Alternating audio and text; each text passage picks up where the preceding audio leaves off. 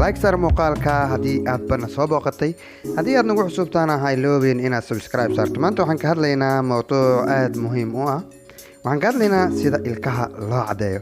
Ilkaha in la cadeeyo waa wax ka mid ah waxyaabaha quruxda qofka marka uu qoslayo kale. Waxaan marka soo qaadanaynaa waxyaabaha la isticmaalayo sidaad aragtaan waxa ugu horeeya sanjabiisha, qaabka loo isticmaalayo iyo waxyaabaha raacaya sanjabiilka ayaanu mowduucan kaga hadli doonaa. Like sar muuqaalka haddii aadan hore u saarin. Sanjabiil ayaad marka hore soo qaadanaysaa. Marka sanjabiisha waa aragtay way weyn tahay waad kala jaraysaa. Marka aad kala jarto kadib waa inaad hesho kal iyo mooy.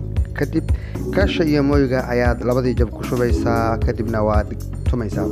Markii aad tunto oo aad riqdo waxaad samaynaysaa aad soo qaadanaysaa marka wax la yiraahdo bicarbonate of soda ama baking soda ama waxa aan u naqaano kaadisooyda inta badan waxaan ku darnaa buskutka iyo waxyaabahaas lagu sameeyaa. Marka kaadisooyda hal qaado oo kamid ah ayaa soo qaadanaysaa. Qaadada marka waa qaadada caadiga ah inta badan suugada marka aan isticmaalayno kala aan ku karino. Marka qaadadaas qayb yar oo kamid ah haafkeeda oo kale ayaad ku daraysaa sanjabiishi oo ku ridqanayd ama ku shiidnayd. Marka aad ku darto marka qaadadaas waxaad soo qaadanaysaa Colgate-ka waa muhiim marka laga hadlayo ilka cadeynta.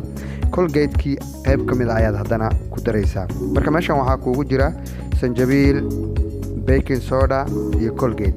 Liin ayaad markaa soo qaadanaysaa. Liinta marka hal liin looma baahna, waxaa loo baahan yahay jab liina. Jabka liinta waxaad samaynaysaa marka waxaad ka buuxinaysaa toos uguma shubaysid hal qaado oo liina ayaad ku shubaysaa. Marka halka qaado oo liina marka meesha ku shubto waad isku qasaysaa. Marka aad isku qasto kadib maxaa dhacaya marka talada ugu fiican oo marka aad samayn karto markaan oo kale waa horta xilliga aad cadaysanayso waa in uu subax noqdo inta badan.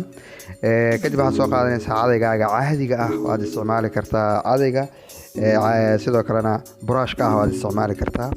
Ugu dambeyn waad ku cadaysanaysaa. Ilkahaaguna waxay noqonayaan sidan quruxda badan. Like sar muuqaalka haddii aad hore u soo saarin.